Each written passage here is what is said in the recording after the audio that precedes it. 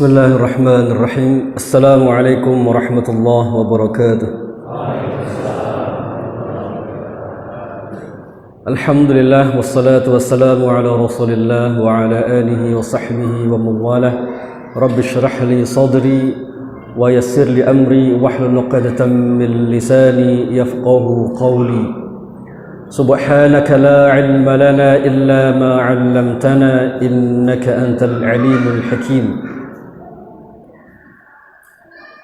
Alhamdulillah, hadirin sekalian yang dirahmati Allah, yang saya hormati Bapak Kepala Desa, semoga Allah jaga beliau selalu beserta keluarganya, takmir masjid beserta seluruh jajarannya. Semoga Allah senantiasa limpahkan keistiqomahan dalam amal-amal beliau semua. Dan Bapak Ibu sekalian yang hadir di majelis ini, semoga Allah senantiasa karuniakan rahmat, kebaikan, keberkahan untuk kita dan keluarga kita semua. Amin ya rabbal alamin. Bapak Ibu yang dirahmati Allah, hari-hari ini masalah yang kita hadapi tentang keluarga begitu banyak. Banyak orang tua yang sulit mengendalikan anak, banyak istri yang berkeluh kesah tentang suami, banyak suami yang berkeluh kesah tentang istri. Semoga di sini tidak ada yang begitu. Banyak, Pak? Boten, insya Allah tidak ada. Kalaupun ada paling 1-2 saja, 3-4. Bapak Ibu sekalian yang dirahmati Allah, Allah SWT berpesan kepada kita semua yang tadi dibacakan oleh MC. Qu anfusakum wa ahlikum nara. Kita ini diperintahkan oleh Allah SWT untuk menjaga keluarga kita dari api neraka. Seolah-olah Allah ingin mengingatkan kepada kita semua hadirin, sesibuk-sibuknya kita, serumit-rumitnya kita mencari rizki untuk para bapak, ya, seruwet-ruwetnya ibu ngurus rumah, masih ada yang patut kita waspadai. Apa itu? Negeri akhirat. Di sana hanya ada 2 tempat, yaitu surga dan neraka. Bapak Ibu yang dirahmati Allah, ini adalah masalah terbesar kita. Cepat atau lambat kita akan sampai ke negeri itu, negeri akhirat. Cepat atau lambat, rela maupun terpaksa, kita pasti akan sampai ke negeri akhirat, mau tidak mau. Dan yang perlu kita sadari Bapak Ibu sekalian, di negeri itu hanya ada 2 tempat, surga atau neraka. Maka kemudian Allah menyuruh kita, mengingatkan kita untuk menjaga diri kita sendiri dan keluarga. Kenapa kita tidak disuruh menjaga diri sendiri? Kenapa ditambahi wa ahlikum dengan keluargamu? Kan itu pertanyaannya. Kenapa kok tidak kita sibuk sendiri? Bapak sholat sendiri, ibu sholat sendiri, tidak usah mikir istrinya, tidak usah mikir suaminya, tidak usah mikir anaknya. Enggak begitu. Tapi kita diperintahkan oleh Allah SWT menjaga diri kita dari dosa, dari api neraka, sekaligus juga menjaga keluarga kita. Bapak Ibu sekalian yang dirahmati Allah, ini maknanya adalah ada di antara manusia nanti yang ketika urusannya di akhirat itu nyaris selesai, tiba-tiba tambah rumit gara-gara keluarganya. Ada orang yang tidak bisa masuk surga gara-gara dia digondeli. Ini bahasanya sama enggak dengan daerah saya? Digondeli, tahu ya? Digondeli oleh istrinya, digondeli oleh anaknya. Sang suami rajin sholat, rajin ibadah, tapi istrinya tidak diingatkan untuk sholat. Suami, sang ayah rajin ibadah, tapi anaknya tidak menutup aurat. Orang tuanya mau masuk surga, sang anak protes di hadapan Allah. Ya Allah, ini bapak saya dulu ketika di dunia tidak menyuruh saya sholat. Maka sangat mungkin nanti sang anak itu menyebabkan orang tua masuk ke neraka. Dan sangat mungkin istri menyebabkan sang suami masuk neraka. Bapak Ibu sekalian yang dirahmati Allah, ini nasihat untuk para ayah, untuk saya dan panjenengan semua para ayah. Nanti ketika istri berbuat dosa, anak berbuat kesalahan, yang pertama kali ditanya itu adalah ayahnya, suaminya. Makanya kemudian Allah ingatkan dalam ayat tadi, qu anfusakum wa ahlikum, jaga dirimu dan keluargamu, karena nanti di akhirat ada orang yang membuat kita bisa masuk ke neraka, bukan orang lain, bukan tetangga yang jauh, tetapi justru orang yang serumah dengan kita. Nauzubillah summa nauzubillah. Hadirin yang dirahmati Allah, saya seringkali menceritakan kisah ini yang disebutkan oleh Ibnu Katsir dalam tafsir beliau. Nanti ketika di akhirat ada seorang laki-laki, dia ketakutan ketika di padang mahsyar karena hendak dihisab oleh Allah SWT. Lalu kemudian dia bertemu dengan anaknya. Diingat-ingat cerita ini ya nanti ya. Dia bertemu dengan anaknya, lalu dia bilang, anakku, apakah engkau masih mengingatku? Kamu tahu siapa aku? Kata anak itu, iya, engkau adalah ayahku. Ayah itu kemudian bilang, anakku, hari ini aku mengalami ketakutan yang luar biasa. Bisakah hari ini aku minta satu saja dari amalmu? Lalu anak itu bilang, Pak, anak itu bilang, ayah, hari ini aku mengalami ketakutan yang sama. Alangkah ringannya permintaanmu. Aku mengalami ketakutan sebagaimana engkau mengalami ketakutan. Maka hari ini aku tidak bisa memberikan satu kebaikan pun untukmu. Kecewalah sang suami ini ketemu dengan istrinya. Dia kemudian bercerita kepada istrinya, wahai istriku, apakah engkau masih ingat aku? Istrinya kemudian bilang, wahai suamiku, engkau adalah sebaik-baik lelaki yang pernah aku kenal. Perhatikan baik-baik.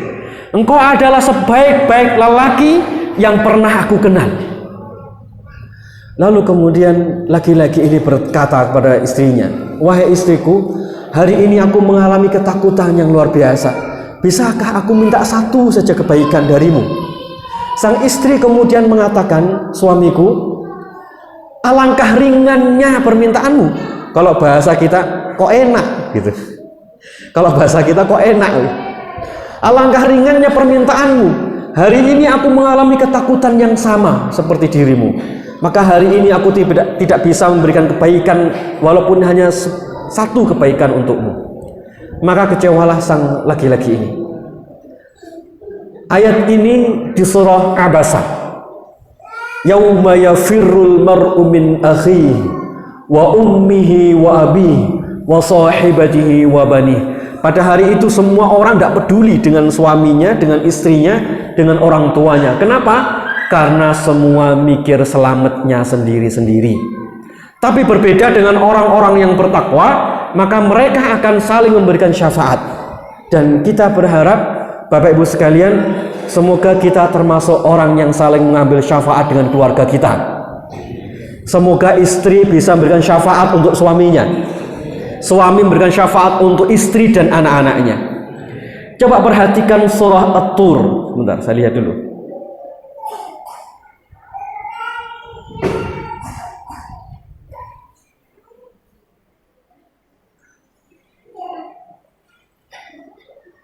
Surah At-Tur ayat 26. Kalau tadi profil keluarga itu, mereka saling menghujat di hadapan Allah, saling menuntut di hadapan Allah karena tidak menjalankan perintahnya, tidak mengingatkan kesalahan keluarganya. Maka di akhirat saling menuntut. Tapi ada satu keluarga yang nanti mereka bisa masuk ke surga, dan mereka bilang begini nanti ketika sudah di surga, qalu inna kunna qablu fi ahlina musyfiqin. Mereka ini ngerumpi ya, ngobrol ketika di surga. Lalu mereka bilang, sesungguhnya kami dahulu sewaktu berada di tengah-tengah keluarga kami merasa takut kepada azab Allah. Perhatikan Bapak Ibu sekalian, salah satu pembicaraan yang diomongkan kita nanti itu adalah tentang keluarga di akhirat nanti. Keluarga itu pembicaraan yang tidak pernah selesai, dari sejak di dunia hingga nanti di negeri akhirat. Bahkan ketika sudah di surga, orang-orang soleh ini masih membicarakan ketika hidup di dunia. Yang mereka bicarakan adalah, dulu kami sewaktu di keluarga kami takut pada Allah. Jadi Pak, Bu, nanti salah satu yang kita ingat itu keluarga kita Pak di akhirat. Saya mendapati salah satu hadis yang disampaikan oleh Imam Qurtubi dalam buku beliau At-Tadhkirah. Pada saat kita selesai bertemu dengan malaikat Munkar dan Nakir, orang-orang beriman, perhatikan baik-baik, orang-orang beriman selepas mereka bertemu dengan malaikat Munkar dan Nakir, lalu ditanya dengan 4 pertanyaan dan mereka bisa menjawab, lalu Allah kabarkan kepada dia tempatnya di surga nantinya yang akan menjadi tempatnya. Lalu ruh ini, penghuni alam kubur seorang mukmin ini, dia mengatakan, ya Rabb, aqimis sa'ah, ya Allah, segerakan kiamat, hatta arji'a ila ahli wa mali, agar aku segera kembali pada keluargaku dan hartaku. Coba, ketika di surga yang diingat oleh kita itu keluarga. Ternyata di alam kubur, selesai ditanya oleh malaikat penjaga alam kubur tadi, selesai orang-orang beriman ditanya, dia sukses menjawabnya. Yang pertama kali diingat itu adalah keluarga. Jadi sungguh rugi, ya, perhatikan, sungguh rugi jika hari ini orang tua mengabaikan anaknya, istri mengabaikan suaminya, suami mengabaikan anaknya. Karena nanti ternyata di alam kubur, keluarga itu yang paling pertama kita sebut. Duduk konco, bukan teman Facebook, bukan follower di Instagram, bukan yang jadi viewer Facebook, bukan itu yang kita ingat. Siapa yang kita ingat? Keluarga. Sampai orang beriman itu bilang, ya Rabb, aqimis sa'ah, ya Allah, segera dirikan hari kiamat supaya aku bisa segera kembali pada keluargaku. Ya Pak, di negeri alam barzah, sendirian di tempat itu, yang diingat bukan temennya, yang diingat adalah keluarganya. Jadi Bapak Ibu sekalian yang dirahmati Allah, keluarga itu jadi memori yang paling kuat di pikiran kita. Sadar atau tidak sadar, yang paling berkesan dalam ruhani kita itu keluarga. Bahkan saat di alam kubur selesai menjawab pertanyaan malaikat, itu keluarga. Bahkan ketika nanti sudah ada di surga, yang kita ingat adalah keluarga. Begitu juga seorang anak yang dia hendak masuk surga. Perhatikan baik-baik, seorang anak yang hendak masuk surga, dia ditanya oleh Allah, dia tidak mau pergi dari pintu surga itu. Dia berhenti di depan pintu surga, disuruh masuk, dia tidak mau masuk. Dibukakan pintu, dia tidak mau masuk. Lalu ditanya oleh malaikat, kenapa engkau tidak segera masuk? Dia bertanya kepada malaikat penjaga pintu surga itu, aina abi, di mana ayahku? Kemudian Allah berfirman kepada anak ini, ayahmu menduduki tempat yang tidak sama denganmu. Karena keburukan yang dia lakukan, dia masih di dalam neraka. Lalu anak ini mengatakan, ya Rabb, aku tidak akan masuk ke dalamnya selamanya sebelum aku bertemu dengan ayahku. Lalu setelah itu, sang ayah ini diangkat dari api neraka dan dimasukkan ke dalam surga berkat syafaat dari sang anak ini. Coba, Masya Allah, jadi anak itu nanti yang akan menyebabkan pertolongan untuk orang tuanya. Peristiwa tentang keluarga itu peristiwa yang paling berkesan dalam jiwa kita. Di dalam alam kubur, ketika selesai melewati sirat, dan ketika sudah duduk di surga. Yang kita bicarakan adalah keluarga. Maka sekarang Bapak Ibu sekalian yang dirahmati Allah, mari sama-sama kita bicarakan anak, istri, suami dengan cara pandang semacam ini. Panjenengan pengen masuk surga sama istri napa mboten, Pak? Pengen ya? Atau jangan-jangan pengen ganti? Kalau bisa jangan yang sama ini, Pak. Mboten toh? Mboten. Ibu pengen masuk sama suami napa mboten? Pengen. Atau kesel, saya tak masuk sendiri aja, Pak. Kalau masih surga sama dia lagi, kesel saya, Pak, gitu. Boten ya, jangan khawatir. Kalau sekarang suami ngomelan, insya Allah di surga tidak ada ngomelan, Pak. Kalau panjenengan mendapati istri gampang ngamuk, itu hanya di dunia, Pak. Ya, nanti di surga sifat itu sudah tidak ada, insya Allah. Jadi tidak usah khawatir. Insya Allah jadi orang baru. Jadi jangan bayangkan, waduh, ning surga ketemu iki maneh, enggak ya. Insya Allah enggak. Sifatnya sudah berubah, insya Allah. Bapak Ibu yang dirahmati Allah, cara pandang inilah yang harus ada dalam diri kita agar kita ini punya semangat dan punya kesabaran untuk mendatangi keluarga kita sendiri, untuk menjaga keluarga kita sendiri sebagaimana pesan Allah dalam surah At-Tahrim tadi, qu anfusakum wa ahlikum nara. Ingat baik-baik cerita kita tadi dan sabar untuk menjalani hidup dengan keluarga. Ingat baik-baik, sabar hidup bersama keluarga. Kita ingin kita meninggal dunia mendapatkan doa dari istri dan anak kita. Di alam kubur kita ingin mengingat mereka dan mereka mengingat kita. Ketika kita hampir saja masuk neraka, kita ingin anak istri kita mengingat kita lalu memberikan syafaat untuk kita. Dan ketika di surga kita ingin duduk bersama mereka. Begitu ya rute jalan kita, insya Allah ya. Amin ya rabbal alamin. Nah, untuk itu Bapak Ibu dan adik-adik sekalian yang dirahmati Allah. Tapi sayangnya ada di antara kita ini yang tidak pengen hidupnya kayak begitu. Karena ketika di dunia sudah capek dengan istrinya, capek dengan suaminya, capek dengan anaknya, malas akhirnya tidak mau menjalankan kewajiban. Capek, tidak mau menjalankan kewajiban. Bapak Ibu yang dirahmati Allah, maka jalan keluarnya adalah untuk menghadapi semua itu. Saya ingatkan salah satu hadis Nabi SAW. Suatu saat Umar bin Khattab bertanya kepada Hudzaifah tentang fitnah. Ini sebelum kita masuk tema tentang berkah. Setiap laki-laki, saya bukakan ya karena saya tidak hafal. Fitnatur rajul fi ahlihi.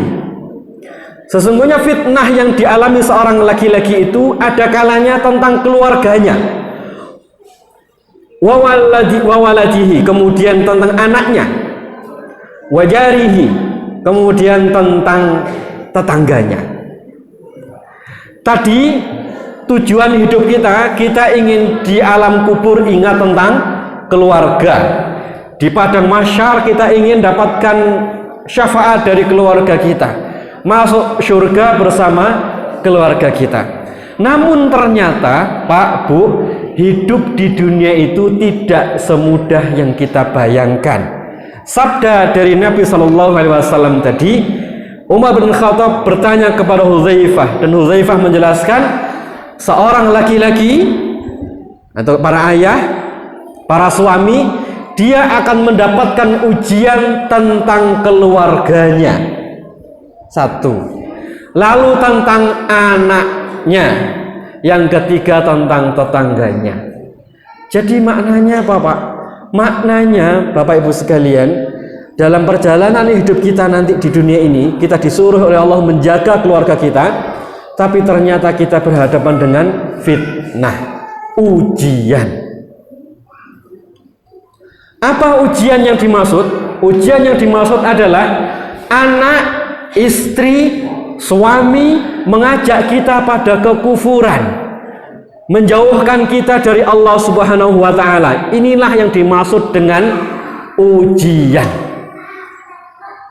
Qu anfusakum wa ahlikum naro. Kita disuruh menjaga istri, suami atau anak kita dari api neraka. Itu maksudnya kita suruh anak kita untuk taat, tapi ternyata anak jadi fitnah. Maksudnya anak tidak mau taat, lalu istri juga tidak mau taat, suami tidak taat pada Allah. Itulah yang dimaksud dengan fitnah. Nah, pertanyaannya, kira-kira istrinya panjenengan itu fitnah atau bukan? Hah? Fitnah apa bukan? Fitnah itu membuat kita tidak bisa menjalankan agama. Ketika istri disuruh sholat, tidak mau sholat. Ketika disuruh menutup aurat, tidak mau menutup aurat. Disuruh taat, membangkang. Disuruh puasa, tidak mau puasa. Istri, coba lihat suami. Sibuk sang istri bangun malam, suami tidur, tidak pernah sholat malam. Jangankan sholat malam, 5 waktunya pun didiskon. Yang seharusnya 5 jadi 4, jadi 3. Nah, ini namanya fitnah. Anak yang seharusnya disuruh dan dia taat berbakti pada orang tua, malah tiap hari bikin batinnya orang tua kesel. Nah, pertanyaan saya sekarang, istrinya panjenengan fitnah atau bukan, Pak? Fitnah? Nah, ayo setelah itu kita selesaikan bersama habis ini. Bu, suaminya panjenengan fitnah napa mboten?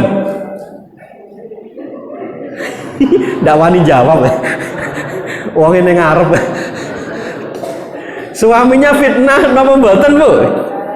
Mboten, alhamdulillah. Anak-anak fitnah atau enggak, Pak, Bu? Fitnah. Nah, baik. Mari sama-sama kita cari jalan keluarnya. Kan itu yang penting ya. Fitnah itu biasa. Yang namanya suami kadang-kadang ngeselin itu biasa ya. Namanya orang hidup. Istri kadang suka ngomel, disuruh susah, itu biasa. Namanya istri, wajar. Itu karena masih hidup ya. Jadi kalau masih hidup itu normal. Jadi tidak usah khawatir. Kalau istri kadang-kadang disuruh diajak diskusi kok tidak enak hati, itu wajar.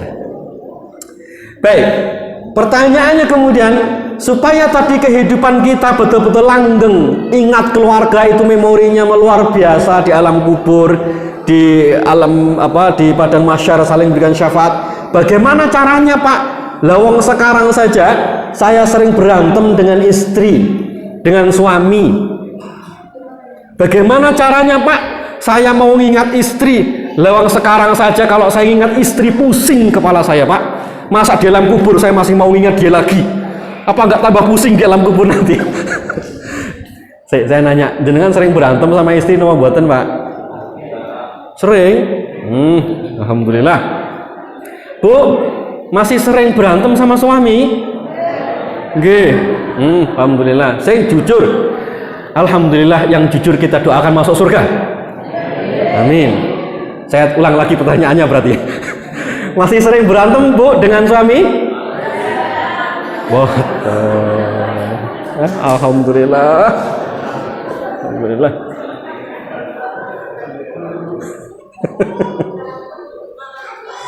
Bu, rumah tangga itu kayak berantem dalam rumah tangga itu kayak sayur dan garam, Bu.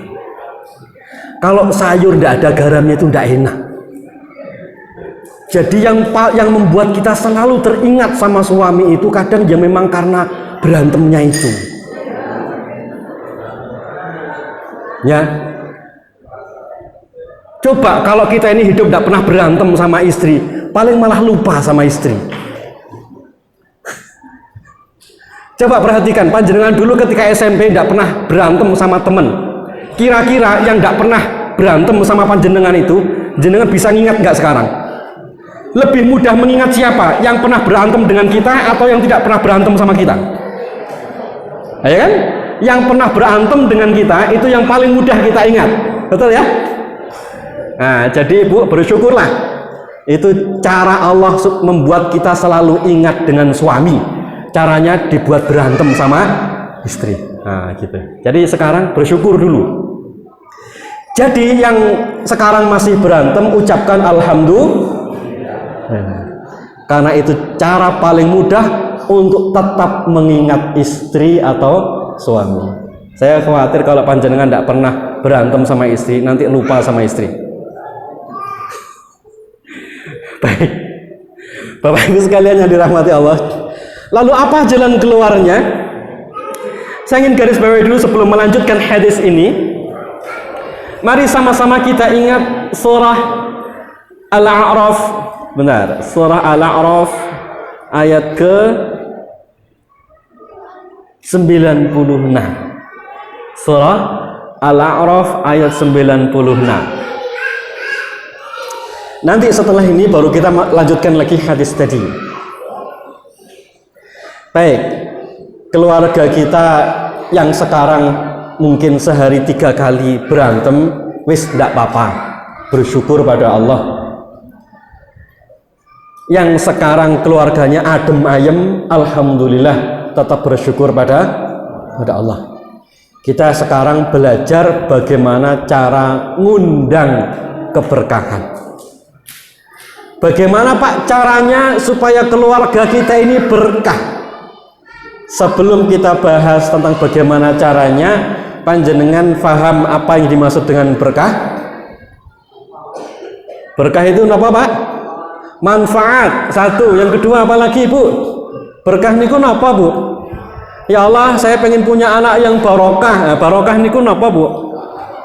Taat. Apa lagi? Saya pengen punya suami yang barokah Pak. Barokah niku apa Bu? Bisa mengayomi. Baik, kita merujuk pada surah Al-Baqarah surah Al-A'raf ayat 96. Dan kita lihat tafsiran dari Imam At-Tabari supaya kita paham tentang barokah dulu. Ayat ini mengatakan, walau anna ahlul qura amanu wattaqaw la fatahna 'alaihim barakatin minas sama'i wal ardh. Jikalau sekiranya penduduk negeri beriman dan bertakwa kepada Allah, pasti kami akan melimpahkan kepada mereka berkah dari langit dan bumi. Nah, kita pelajari berkah itu ada di kalimat ini. Kalau seseorang dia beriman dan bertakwa kepada Allah, maka Allah akan turunkan berkah, barokah. Apa yang dimaksud barokah? Ibnu Taimiyah menyebutkan yang dimaksud dengan barokah itu adalah ziyadatul khair, bertambahnya kebaikan demi kebaikan. Kalau kebaikan itu bertambah maka berkah. Dapat rezeki, begitu rezekinya berlimpah jadi senang sedekah, ibadahnya kenceng, semakin santun kepada suami, semakin lembut kepada anak, rezeki yang tadi didapatkan barokah. Naik pangkat tambah bakhil, ketemu temen nggak noleh, nggak mau bergaul dengan tetangga, semakin sombong dan angkuh, itu namanya karirnya bukan barokah. Karena yang dimaksud makna pertama barokah itu adalah ziyadatul khair, bertambahnya kebaikan. Semakin kita mendapatkan sesuatu, ada kebaikan yang kita dapatkan. Manfaat itu juga kebaikan. Waktu bujangan, sholatnya 5 waktu saja. Begitu menikah, tambah duha, tambah sholat malam. Nikahnya barokah. Sebelum nikah, senang puasa sunnah. Setelah menikah, tidak pernah puasa. Nikahnya tidak berkah. Sebelum punya anak, rajin berdoa karena pengen punya anak. Begitu punya anak, tidak pernah mau doa, berarti anaknya tidak berkah. Punya anak, dididik susah, diajak menuju kebaikan susah, anak menjadi ujian, maka itu anak yang tidak membawa berkah. Anak yang membawa berkah itu membawa kebaikan untuk orang tuanya. Orang tuanya sakit, dia bilang, Bu, perlu apa? Saya bantu. Orang tuanya capek, diambilkan. Itu anak yang berkah. Ini nasihat untuk adik-adik ya. Untuk mengukur sampean ini barokah atau tidak. Kita ini sebagai anak barokah atau tidak. Melihat orang tuanya batuk, diem saja, tidak barokah. Barokah itu bertambah kebaikan. Itu barokah. Saya dulu pernah ketemu, saya nerapi suami istri, ya, suami istri. Ibu ini waktu sebelum punya, sudah punya anak satu, anaknya masih satu. Beliau ini secara ekonomi anjlok, Pak. Seorang developer, ya, bisnisnya anjlok. Lalu suatu saat kena musibah, bisnisnya anjlok, istrinya sakit. Waktu ke tempat saya bilang, Pak, saya ini mengobatkan istri kalau dihitung sudah habis 2 mobil. Bukan mobil-mobilan ya, 2 mobil. Habis digunakan untuk ngerawat istri. Tapi waktu itu kehidupan saya berubah setelah saya menemukan kejadian. Ini ceritanya kayak sinetron, Pak. Waktu itu saya sama istri, Mas, jalan di kampung saya. Waktu jalan di kampung saya itu, saya dengar suara anak nangis, Pak. Tapi nangisnya itu bukan dari rumah. Suara bayi nangis, tapi bukan di dalam rumah. Suara itu terdengar dari kandang kambing, Pak. Saya dengar tangisan itu dari kandang kambing. Saya sama istri ke sana, betul-betul saya temui anak kecil, bayi belum genap 1 tahun, terbaring di kandang kambing, nangis, badannya kurus, kumal rambutnya, kulitnya hitam, pokoknya kotor di kandang kambing itu. Lalu saya tanya kepada tetangga-tetangganya, ini anaknya siapa? Tetangganya bilang, ibunya gila. Ya, ibunya gila. Ibunya ini ngapunten, ketika gila itu, mohon maaf, dizinai oleh seseorang. Sehingga dia hamil dan punya anak. Lalu anak itu dirawat oleh ibunya, jadi oleh neneknya. Nah, neneknya ini sudah sepuh dan harus ngurus sawah. Anak ini tidak ada yang ngurus. Maka akhirnya ketika sang nenek ini pergi ke sawah, anak ini betul-betul ditaruh gitu saja di kandang kambing itu. Akhirnya dibawalah oleh sang orang tua yang baik ini, suami istri ini, dirawat di rumahnya. Anak ini, Pak, ketika pertama kali saya temukan, saya bersihkan, saya mandikan. Waktu saya masak pertama kali Indomie, Pak, tercium baunya. Dia seperti betul-betul anak kelaparan, pengen mengambil makanan itu. Suatu saat, anak ini waktu sudah berumur sekian tahun, tapi masih kecil ya. Dia itu panas badannya. Ditanya sama orang tuanya, kamu kok panas tole? Ini minum obat. Anak ini bilang, Bu, aku pengen mangga, Bu. Aku pengen mangga. Sambil badannya terus panas gitu. Mungkin ini permintaan apalah gitu ya. Orang tuanya enggak bisa mencarikan. Tetap dikasih obat dan lain sebagainya. Ketika sang ibu angkat ini masuk ke dapur, anak ini jalan keluar karena mendengar suara di depan manggil-manggil. Ketika di depan ternyata ada seorang perempuan bawa kresek yang isinya mangga. Lalu dibawa kresek itu kepada sang ibu ini, ibu angkatnya, karena perempuan yang tadi di depan rumah tadi ngasih kresek mangga satu kresek tadi, setelah itu dia pergi. Lalu ibu angkat tadi nanya, "Loh, dapat dari mana?" "Anu, Bu, ada orang gila di depan." Madura. Ada orang gila di depan. Ternyata yang ngasih tadi itu setelah dilacak itu adalah ibu kandungnya. Anak tidak ngerti kalau yang ngasih tadi itu ibu kandungnya. Ini kayak sinetron ya. Cerita kayak sinetron. Saya diceritain begitu tuh, masya Allah. Terus kemudian anak ini, Pak, baik sekali, Pak, ke saya. Sang ibu ini cerita ketika saya sebelum muruqyah. Anak ini baik sekali. Sampai waktu itu anak ini masih kecil. Waktu saya sakit, Pak, saya dirawat sama anak ini. Waktu ayahnya pergi ke luar kota misalnya, saya tinggal sendirian di rumah dalam kondisi sakit. Anak ini yang rawat saya walaupun dia masih sangat kecil usianya. Dia ambil ember, Dia bilang ke saya, "Bu, aku mau main. Kalau ibu mau pipis, ini tampilkan embernya. Pipis di sini, nanti aku yang bersihkan." Anak itu masih kecil, belum SD kalau tidak salah waktu beliau cerita ini. Ngerawat ibunya dan izin dengan sangat baik. Dan apa yang terjadi dalam bisnisnya? Ini bisnisnya beliau naik gitu. Inilah anak yang berkah, ya, anak yang berkah, membawa kebaikan demi kebaikan dalam keluarga itu. Kenapa? Karena anak ini diterima dengan baik. Perhatikan, anak ini diterima dengan baik, maka anak ini membawa kebaikan pula. Itu kuncinya. Jadi berkah tadi apa? Ziyadatul khair, bertambahnya kebaikan. Anak itu hadir di rumah ini membawa kebaikan, sifatnya penuh kebaikan. Dia merawat orang tuanya penuh kebaikan. Inilah anak yang berkah. Nah, panjenengan kalau punya anak begini, Pak, bersyukur sekali. Mudah-mudahan anak-anak kita begitu ya. Amin ya rabbal alamin. Mudah-mudahan istri kita juga begitu. Amin. Ini ziyadatul khair. Berkah dalam makna yang kedua itu adalah sesuatu yang terus menerus, kata Imam At-Tabari.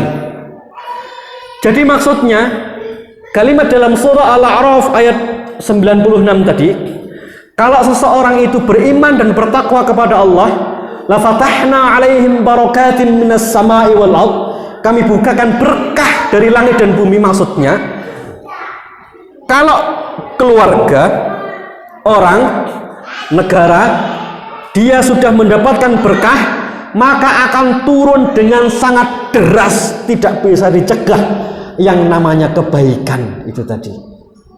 Terus menerus datang, terus menerus datang, terus menerus baik, terus menerus baik. Itulah yang namanya barokah. Bapak Ibu sekalian yang dirahmati Allah, kalau kita nanti nemu yang namanya barokah ini, berkah ini, maka kebaikan itu akan terus menerus datang dalam kehidupan kita. Kita punya anak bermasalah, tiba-tiba ada jalan keluarnya. Sulit masalah rezeki, tiba-tiba kebuka pintu rezekinya. Anak yang bandel tiba-tiba mudah diarahkan. Istri yang tadinya bawel, nemen gitu, tiba-tiba lembut dan santun. Suami juga demikian. Rumah yang tadinya panas tiba-tiba menjadi menyejukkan. Karena apa? Berkah telah turun di rumah itu. Nah, permasalahannya adalah yang memiliki berkah itu sinten, Pak, Bu? Siapa yang punya berkah? Allah. Dan Allah sebutkan dalam ayat ini hanya ada dua cara mengundang berkah. Tidak ada kaitannya dengan akal, tidak ada kaitannya dengan gelar. Berkah itu hanya ada dua jalannya. Yang satu namanya iman, yang kedua bertakwa. Jadi apa yang harus saya lakukan, Pak, supaya berkah itu datang? Jadilah suami yang beriman dan bertakwa. Jadilah istri yang beriman dan bertakwa. Jadilah anak yang beriman dan bertakwa. Kalau rumah itu isinya orangnya beriman dan bertakwa, maka berkah itu dibuka. Itulah maksudnya. Inilah keluarga yang nanti akhirnya pada saat kita di alam kubur, kita akan bilang kepada Allah, "Ya Rabb, aqimis sa'ah." Ya Allah, segerakan kiamat agar aku segera balik ketemu dengan keluargaku. Ini adalah keluarga yang berkah. Jadi apa yang harus saya lakukan? Nah, kita masuk kepada hadis yang tadi. Kita lanjutkan hadis tadi. Ada di antara kita ini, para laki-laki, ayah, suami, istri, mendapati fitnah yang membuat berkah itu menjauh. Ketika berkah itu menjauh, tandanya adalah dia diuji tentang keluarganya. Tanda berkah itu menjauh, keluarga menjadi ujian. Tanda berkah itu menjauh, yang kedua, anak menjadi ujian, menjadi fitnah. Tanda ketiga, kalau berkah itu menjauh, tetangga jadi ujian. Makanya sama tetangga harus baik, Pak. Karena tanda yang ketiga, Kalau hidup kita ini sedang jauh dari berkah, tetangga jadi musibah, jadi ujian. Nah, sekarang kira-kira keluarga kita, anak kita, tetangga kita berkah atau ujian? Ya kadang ujian, ya kadang berkah, Pak. Kalau yang itu berkah, Pak. Kalau yang sono, Pak, itu ujian, Pak. Mulai sekarang kita mari sama-sama berusaha agar 3 sosok ini menjadi berkah. Keluarga berkah, anak berkah, tetangga berkah. Bagaimana caranya? Ini yang disebutkan oleh Rasulullah dalam hadis ini.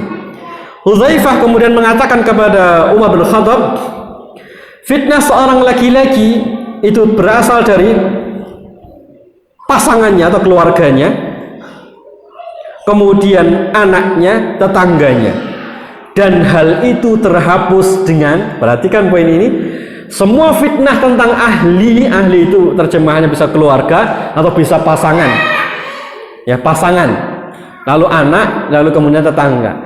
Fitnah ini terhapuskan yang pertama dengan puasa, terhapus dengan puasa. Hadis ini sahih. Saya dapati ini dalam di Fathul Bari, penjelasan dari Ibnu Hajar Asqalani kurang lebih seperti yang saya sebutkan ini. Untuk menghapuskan masalah tentang pasangan atau tentang keluarga, anak, dan tentang tetangga, yang pertama adalah puasa. Ini nyambung dengan ayat yang tadi, surah Al-A'raf ayat 96. Walau anna ahlul qura amanu wattaqau. Seandainya sebuah negeri beriman dan bertakwa. Pertanyaan saya, apa tujuan puasa selama ini yang kita kenal? Kutiba alaikumussyam. Diwajibkan kepada kalian berpuasa. Untuk apa? Bertakwa. Akhirnya nyambung dengan ayat 96 surah Al-A'raf tadi. Jadi salah satu cara membuka ketakwaan itu adalah dengan puasa. Baik, berarti Pak, Bu, kalau kita menghadapi keluarga yang jadi ujian, istri jadi ujian, suami jadi ujian, langkah pertama, rajin-rajinlah puasa. Termasuk puasa sunnah. Kenapa Pak puasa? Karena puasa itu maksudnya adalah mengendalikan diri, menahan nafsu, tidak berbuat zalim, sabar, kalem. Itu orang yang puasa. Makanya semua ujian tentang istri, suami, anak, salah satu jalan keluarnya atau jalan keluar pertama itu adalah ayo rajin puasa. Kalau bisa Senin Kemis, alhamdulillah. Tidak bisa ayyamul bid, 3 hari 1 bulan. Kalau pengen lebih kuat lagi, Senin Kemis, lebih kuat lagi puasa Daud, wesak mampunya. Tapi yang pokok lakukan puasa. Sekarang kita maknai puasa ini lebih dalam. Kalau dulu kita memaknai puasa untuk ritual ibadah, sekarang kita tambahin ternyata puasa ini untuk membuka pintu takwa. Ditambahin lagi, ternyata puasa ini untuk mengangkat fitnah tentang pasangan, anak, dan tetangga. Karena orang yang puasa lemes, tidak sempat ngerumpi, tidak sempat nonggo rasan-rasan, poso. Jadi untuk ibu-ibu yang biasa ribah, suruh puasa. Nanti tolong disampaikan ke ketua RT ya. Biar tetangga kita semakin rukun, mari sama-sama kita puasa. Ya ini satu RT kan ya. Mudah-mudahan RT ini menjadi RT yang berkah. Nanti kalau bisa Senin ini tambahin agendanya buka puasa bersama. Wah kayaknya keren ya. Senin Kemis. Tapi yang boleh datang yang puasa saja. Sing teko kena dihitung nanti. Wes bismillah, mudah-mudahan jamaah masjid ini nanti rutin kan Senin Kamis, mudah-mudahan ini menjadi RT yang berkah ya. Bismillah ya, puasa Senin Kamis.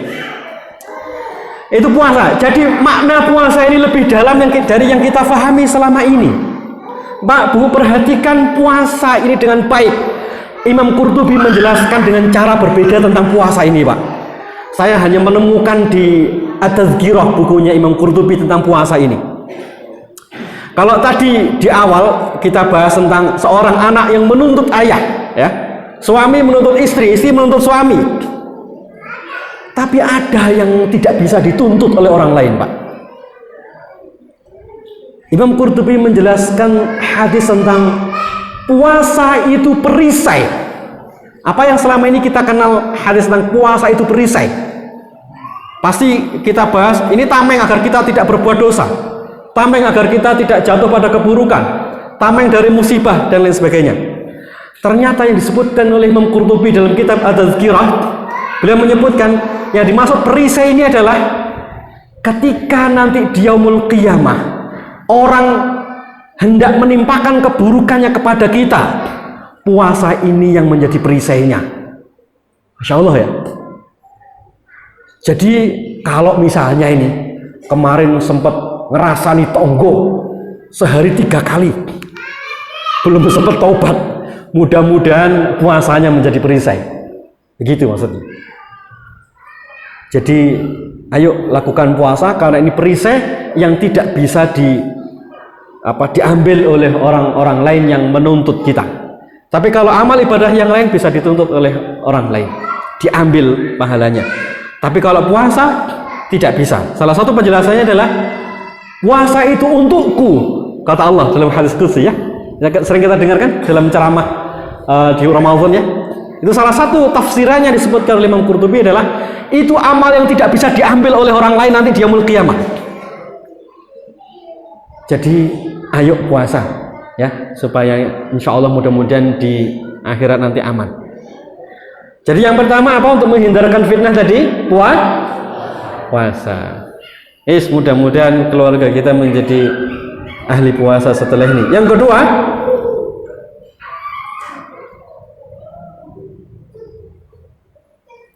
sholat. Yang pertama tadi puasa, yang kedua sholat. Kenapa puasa itu kenapa sholat itu adalah penyelesai, jalan keluar untuk fitnah tadi? Karena Allah sebutkan dalam surah Al-Baqarah, wasta'inu bis-sabri was-shalah. Minta tolonglah kalian kepada Allah dengan sabar dan salat. Sabar yang dimaksud di sini salah satunya puasa.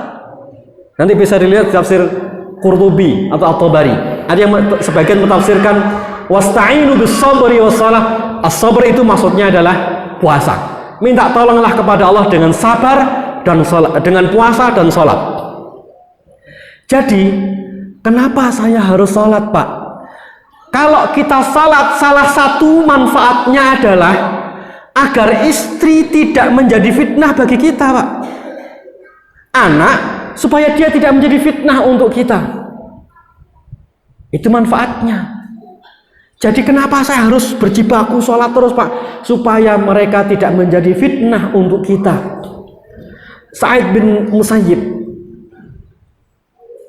dalam sebuah kitab judulnya Hilyatul Awliya, beliau menjelaskan ketika beliau sedang bangun malam, lalu beliau sholat malam, beliau sengaja menambah sholatnya, menambah sholatnya, diperbanyak. Lalu kata beliau sambil ngomong kepada anaknya, sesungguhnya aku menambah sholatku ini agar Allah menjaga dirimu. Begitu pemahaman orang-orang soleh terdahulu.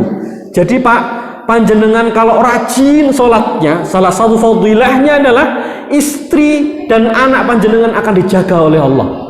Itulah maknanya, kalau istri dan suami dan anak dijaga sama Allah, maka insya Allah dia tidak akan menjadi fitnah. Pak, saya takut anak saya jatuh ke pergaulan bebas. Gimana cara jaganya? Tambahin sholat sunnahnya lebih banyak. Kalau kita ini sedikit sholatnya sampai meninggalkan sholat 5 waktu, apalagi penjagaan ke anak dicabut, mungkin begitu memahaminya. Kalau penjagaan terhadap anak dicabut, dia ketemu dengan teman yang buruk. Kalau dia ketemu dengan teman yang buruk, terpengaruh oleh teman yang buruk, pulang ngelawan sama bapaknya, ngelawan sama ibunya, karena bergaul dengan teman yang salah. Kalau anak itu dijaga sama Allah, ada teman yang buruk, dia dihindarkan sehingga tidak ketemu sama teman yang buruk ini. Kalau dia ketemu dan diajak temannya untuk berbuat salah, dia tidak akan mau menuruti. Kenapa? Karena dia dijaga oleh Allah. Jadi Pak, sekarang kita punya alasan tambahan. Kenapa harus sholat rawatib? Kenapa harus sholat malam? Kenapa harus sholat witir? Kenapa harus sholat duha? Salah satu manfaatnya agar Allah menjaga keluarga kita. Guys, dengan pemahaman ini berarti semangat ya mulai ini ya. Salat sunnahnya ditambah. Ibu, habis salat wajib, bangun salat sunnah. Sebelum tidur, kalau tidak bisa bangun malam, salat witir terlebih dahulu. Kalau bisa bangun malam, alhamdulillah. Kalau biasanya hanya 2 rakaat, tambahin lebih banyak. Siap ya? Insya Allah. Nanti mudah-mudahan kalau Ramadan ada program itikaf 10 hari di sini. Sudah dijalankan, Ustaz? Bismillah, mudah-mudahan Ramadan nanti ada program itikaf 10 hari di sini. Tidurnya di sini. Itu pengaruhnya luar biasa, Pak. Mudah-mudahan pula setiap malam masjid ini bisa dibangunkan untuk sholat malam. Kalau di masjid di Lumajang, dari tempat saya mungkin sekitar 1 kiloan atau 1 kilo lebih sedikit, itu setiap jam 3 ini sudah azan. Jadi azannya ada 2 kali, azan bangunkan salat malam dan azan untuk salat subuh. Di tempat kita gitu. Yang keliru langsung salat subuh. Yang keliru, kok subuh? Padahal itu untuk bangunkan salat malam. Ini akan sangat indah kalau kita seperti Nabi dan para sahabat dahulu. Mereka biasa salat malam. Ketika mereka melihat Nabi salat malam di masjid, mereka segera berdiri di belakangnya. Saya bayangkan kalau masjid ini yang sedang dibangun ini, malam jam 3 ada bapak-bapak di sini salat, lalu ada makmumnya, lalu tetangga yang situ buka pintu, wah ada yang salat ikut ke sini. 2 orang, 3 orang, lalu tiap hari ternyata ada yang bangun malam sholat di sini. Masya Allah, pahalanya mengalir untuk yang bangun. Ya, tidak usah diwajibkan. Ya, Bismillah, mudah-mudahan nanti Ramadan lah, ya paling enggak malam kita bisa bangun malam. Itu salat. Yang berikutnya, yang pertama tadi puasa, salat. Yang ketiga adalah sedekah. Sedekah itu nolak bala.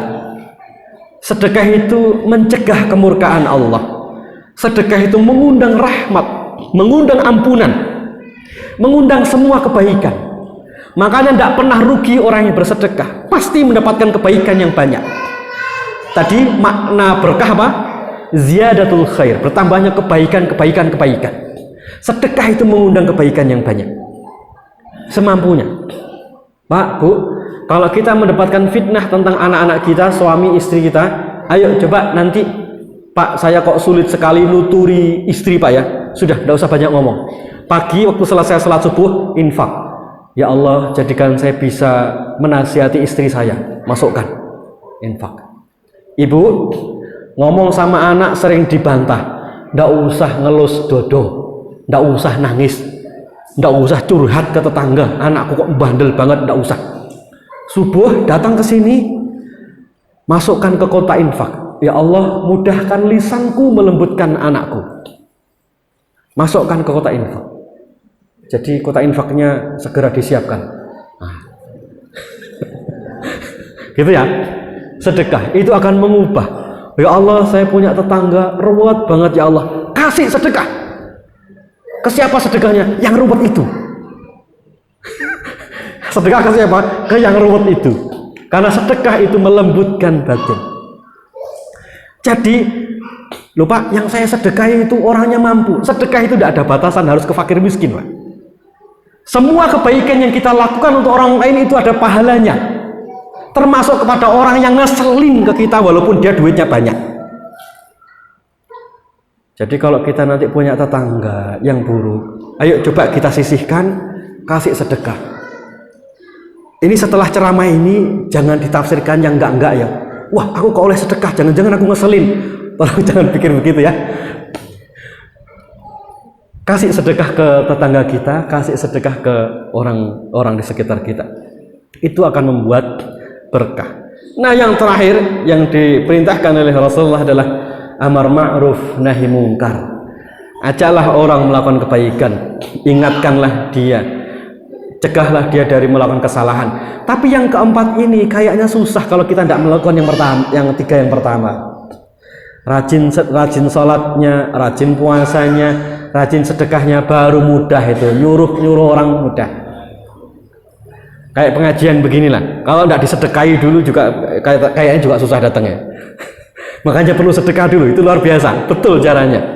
Begitu juga cara membuat keluarga kita, tetangga kita menjadi harmonis dengan cara yang ketiga, memperbanyak sedekah. Nah, Bapak Ibu yang dirahmati Allah, itulah cara mengundang keberkahan dalam rumah kita. Jadi kalau keluarga tadi mungkin menjadi fitnah, menjadi ujian, membuat hati kita gundah gulana, sedih terus menerus, jalan keluarnya sangat sederhana, beriman dan bertakwa. Yang paling detail Pak, imannya kayak apa, takwanya kayak apa, lakukan 4 ini. Lakukan 4 ini. Yang pertama tadi puasa, yang kedua sholat, yang keempat sedekah, yang keempat amar ma'ruf nahi mungkar. Kalau ini kita lakukan bersama-sama, semoga para jamaah ini keluarganya diberkahi semua insya Allah. Nah, setelah ini tinggal mengamalkan. Ini kan sudah ngaji, sudah taklim, sudah tahu jalan keluarnya, tujuannya sudah tahu. Nah, sekarang tinggal mengamalkan. Mudah-mudahan nanti para pengurus takmir bisa memikirkan gimana 4 ini bisa jalan ya. Entah sholatnya, entah puasanya. Nah, mudah-mudahan jadi amal yang indah kita lakukan secara bersama-sama. Ini mungkin yang bisa saya sampaikan ke panjenengan semua. Tidak banyak, semoga yang sedikit ini bermanfaat. Jika ada yang benar, semata-mata itu datang dari Allah Subhanahu wa taala. Jika ada yang salah, itu semata-mata dari saya pribadi. Saya mohon ampun kepada Allah Subhanahu wa taala. Semoga Allah jadikan majelis ini majelis yang berkah. Semoga Allah jadikan anak kita, keluarga kita dijauhkan dari fitnah, diberkahi semua urusannya, dijauhkan dari semua keburukan, dijauhkan dari semua balak dan musibah, dan Allah kumpulkan kita di dunia dalam keadaan diberkahi, dikumpulkan kita di padang mahsyar dalam keadaan diberkahi, dan dimasukkan ke dalam surganya dalam keadaan dirahmati dan diberkahi. Amin ya rabbal alamin. Kurang lebihnya mohon maaf. Walafu minkum. Assalamualaikum warahmatullahi wabarakatuh.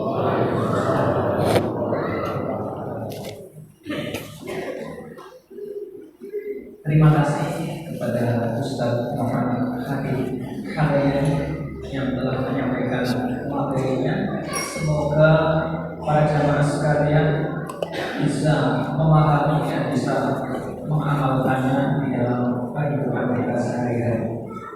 Sebelum ditutup, ada kesempatan untuk bertanya dan Ustaz menjawab. Yang pertama, 2 orang penanya dari bapak-bapak, dan yang kedua 2 orang penanya dari ibu. Ya, langsung saja untuk penanya yang pertama. Assalamualaikum warahmatullahi wabarakatuh. Waalaikumsalam warahmatullahi wabarakatuh. Saya tanyakan tadi beberapa sebelumnya. Yang pertama adalah untuk mengundang barokah. Keluarga, contohnya keluarga yang sakinah, mawaddah warahmah. Yang kedua adalah rezeki yang halal juga termasuk membawa keberkahan. Yang kedua adalah apa perbedaannya daripada hidayah, barokah, rahmat dari Allah. Yang ketiga ada keterangan masalah syafaat. Syafaat itu yang memberi syafaat atas izin Allah adalah Rasulullah. Ya, tadi dikatakan suami dan istri. Ya. Assalamualaikum warahmatullahi wabarakatuh. Warahmatullahi wabarakatuh. Ini teman-teman Pak Ustaz, monggo Aturi. Baik, yang pertama, apakah harta yang halal itu termasuk pengundang keberkahan? Ya, tentu. Allah sebutkan dalam surah Al-Mu'minun ayat ke-51. Ya. Ayat ke-51, ya ayyuhar rusulu kulu minat thayyibat wa'malu shalihan. Wahai orang-orang beriman, makanlah dari makanan yang baik dan kerjakanlah kebaikan. Ibnu Katsir ketika menjelaskan surah ini, orang kalau memakan makanan yang baik, yang halal, maka insya Allah akan mudah untuk melakukan kebaikan. Salah satu manfaatnya. Jadi itulah akhirnya kita menyimpulkan harta yang halal itu harta yang berkah insya Allah. Karena akan membawa kita pada kebaikan-kebaikan yang banyak. Anak kalau dikasih harta yang halal, dia akan tumbuh dalam kebaikan. Istri, suami juga demikian. Salah satu hal yang paling ditakuti oleh orang-orang soleh terdahulu adalah harta yang haram. Karena Nabi menyebutkan harta yang haram itu tidak akan tumbuh daging kecuali dia mengajak kepada neraka. Layak bagi daging yang tumbuh dari harta yang haram adalah neraka. Nah, itu berarti harta yang haram menjauhkan kita dari keberkahan. Nah, kita berhajat, kita meminta kepada Allah agar Allah memberikan kepada kita rizki yang halal dan berkah. Kemudian yang nomor 3 dulu, yang bisa memberikan syafaat kepada kita dalam kitab Ad-Tadhkirah tadi, ada syafaat yang agung yang tidak bisa diberikan oleh siapapun kecuali syafaatnya Nabi SAW. Itu secara khusus syafaat yang tidak bisa diberikan oleh siapapun kecuali oleh Nabi. Tapi ada syafaat pula, yaitu syafaat dari orang mukmin kepada mukmin yang lainnya. Termasuk misalnya anak yang hafal Al-Quran, termasuk mengamalkannya tentunya. Mereka ini, anak-anak yang semacam ini bisa memberikan syafaat kepada 70 orang dari anggota keluarganya. Mudah-mudahan anak-anak kita termasuk yang itu. Amin ya rabbal alamin. Hidayah itu maksudnya adalah petunjuk dari Allah SWT. Petunjuk itu ada beberapa jenis. Semua informasi itu petunjuk. Kayak misalnya kita jalan keluar arah ke Purwokerto, itu namanya termasuk hidayah. Itu hidayah, itu petunjuk. Tapi ada hidayah itu yang diabaikan oleh orang. Mushaf itu termasuk petunjuk. Al-Quran itu petunjuk.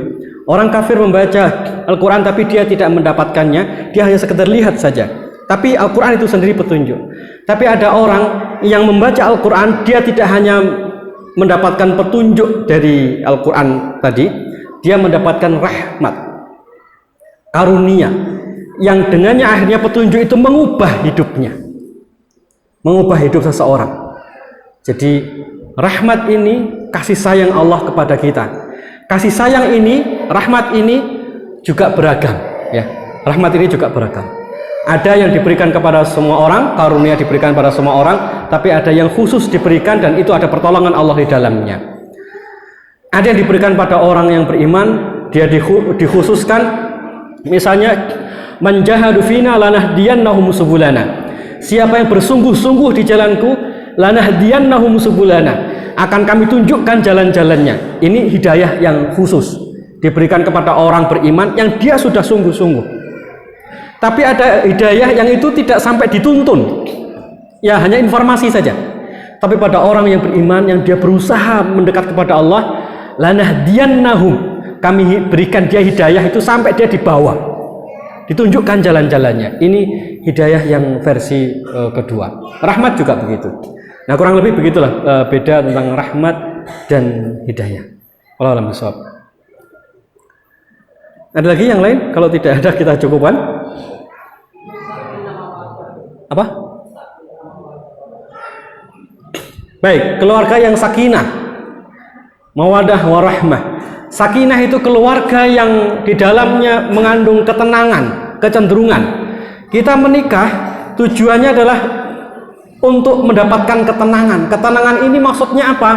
Karena ada fitrah kita yang tidak bisa diselesaikan kecuali mendapatkan hak dari lawan jenis.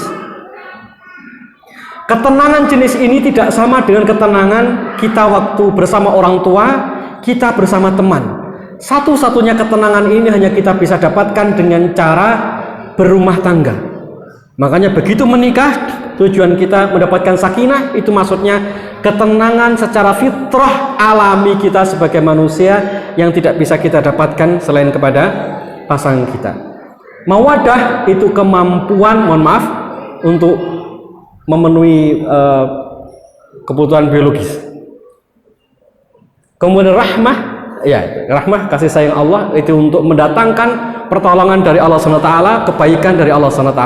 Menikah tadi tujuan pertama untuk memenuhi hajat kita sendiri berupa hidup tenang. Yang kedua, memenuhi hajat kita sebagai manusia untuk biologis. Yang ketiga, tujuan dari nikah itu adalah mengundang dari langit untuk kehidupan kita. Ada tujuan fitrah alami kita sebagai manusia, batin kita. Ada tujuan fisik, biologis kita, dan ada tujuan langit yang kita tuju, yaitu rahmat. Gitu ya. Mudah-mudahan Allah berkahi. Ya, satu pertanyaan lagi dari bapak-bapak. Monggo, Pak. Terima kasih langsung kepada Pak Ustaz. Di era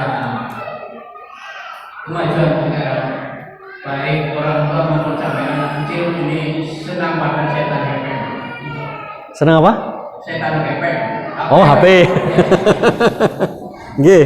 Namun hal yang baik itu untuk khususnya ya kalau saya amati itu anak-anak muda sekarang main HP itu sampai semalaman sehingga pada siang harinya maka untuk tidur. Bagaimana cara mengatasi permasalahan yang demikian? Terima kasih. Baik, Bapak Ibu sekalian yang dirahmati Allah, ini masalah keluarga kita semua. Saya dapat kasus begitu banyak orang tua yang pusing menghadapi anaknya yang kecanduan HP. Bahkan istri pusing menghadapi suaminya karena suaminya juga kecanduan HP. Ini setan beneran memang. Karena sudah ngerusak anak, ngerusak suami, ngerusak istri.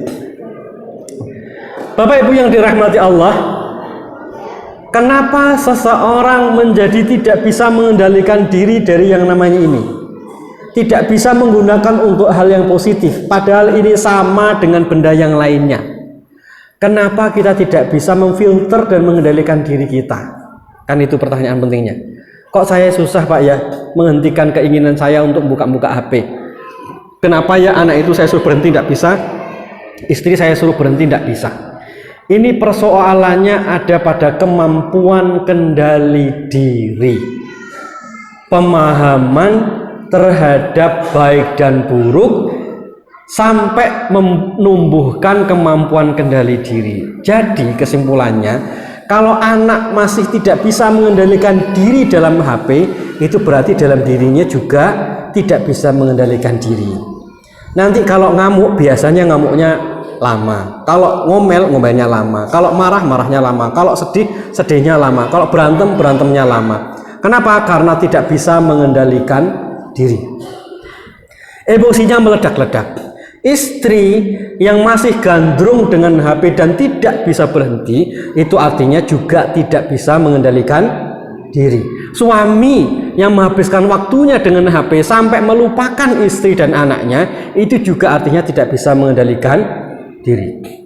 Nah, sekarang yang perlu kita pikirkan, bagaimana supaya kendali diri itu tumbuh. Kalau anak-anak tadi, tanda-tandanya kalau dia mulai tidak bisa mengendalikan diri, salah satu tanda yang paling sering saya temui, siklus tidurnya tidak normal. Bener ya? Malam itu melek, pagi tidur. Karena niatnya menghabiskan kuota gratis. Nah, kalau ibu-ibu kayak begini repot juga nanti. Nah, maka jalan keluar pertama, Pak, Bu, ikutilah perintah yang dicontohkan oleh Nabi dan para sahabat dahulu ketika mereka menjalani hidupnya.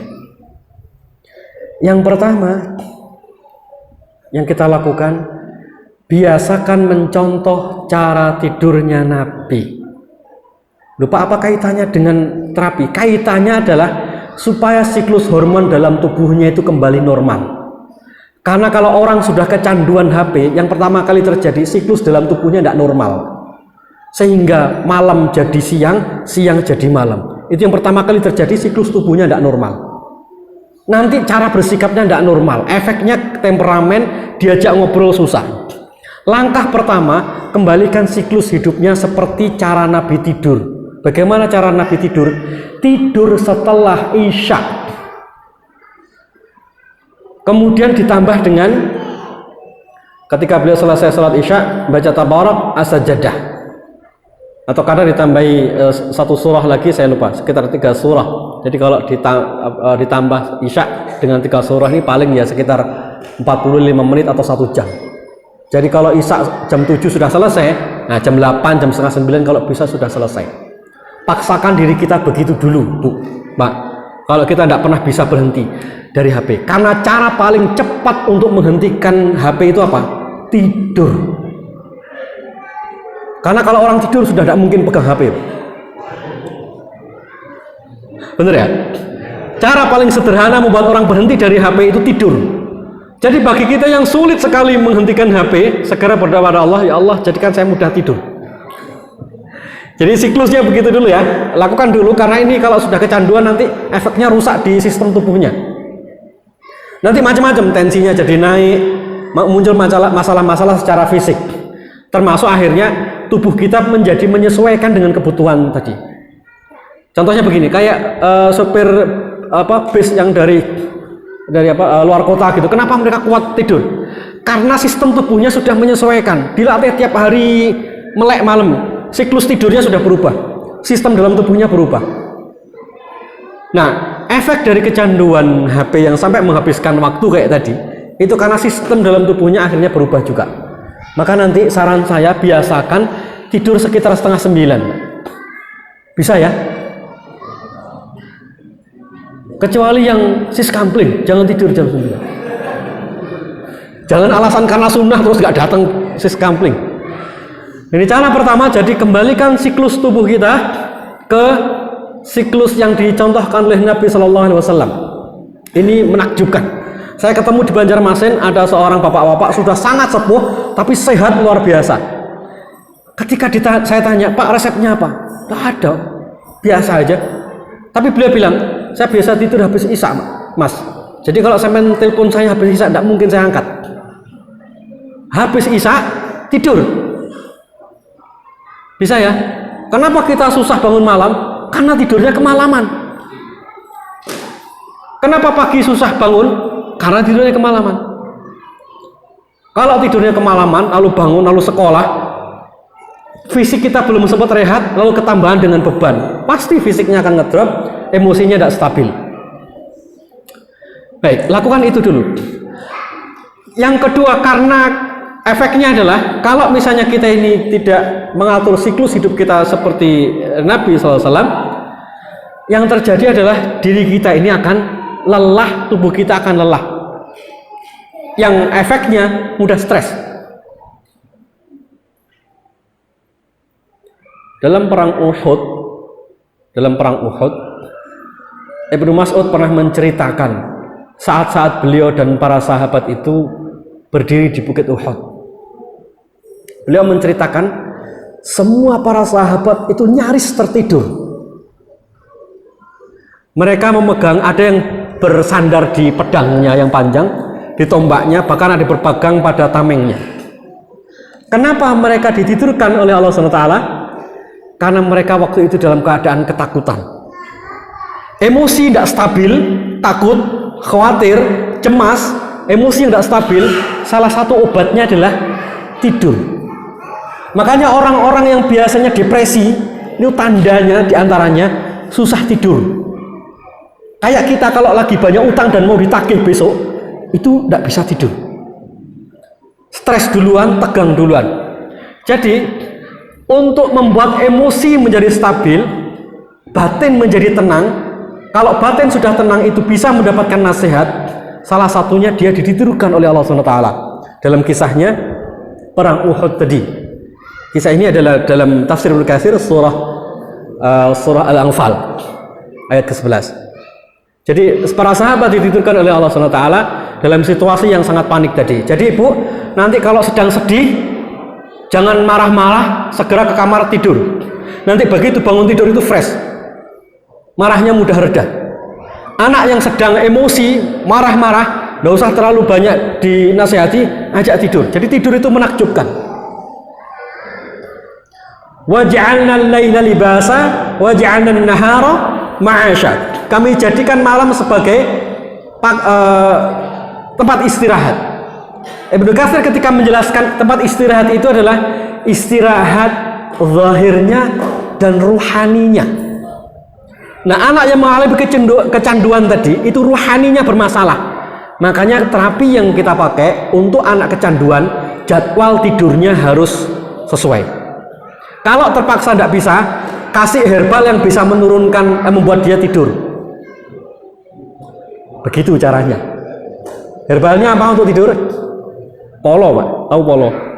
Pala. Dipotong, diiris beberapa irisan, tidak usah banyak-banyak, lalu diseduh pakai air panas, diminum. Insya Allah cepat tidurnya. Tapi jangan terlalu sering, karena itu seperti psikotropika. Nanti kalau siklusnya sudah begitu, yang depresi, yang pernah masuk ke rumah sakit jiwa itu biasanya, bismillah, lebih mudah untuk ditangani. Termasuk yang kesurupan juga begitu. Ini karena penduduk ini, Pak, kalau mereka panen, Pak, yang disebutkan dalam tafsir Ibnu Katsir, kalau mereka ini panen, mereka tinggal manggul keranjangnya di punggungnya. Lalu mereka berjalan di bawah pohon itu, lalu dia diam jatuh. Jalan lagi, diam jatuh. Jadi keilmuan mereka sampai bisa memperkirakan pohon ini akan masak tanggal berapa, jam berapa, sampai secanggih itu cara mereka mengelola sistem agrarisnya. Ilmunya dibuka luar biasa. Nah, itulah akhirnya kadang kita memaknai keberkahan itu adalah bertambahnya harta, bertambahnya ilmu dan yang lainnya. Tetapi tidak setiap bertambahnya harta adalah keberkahan.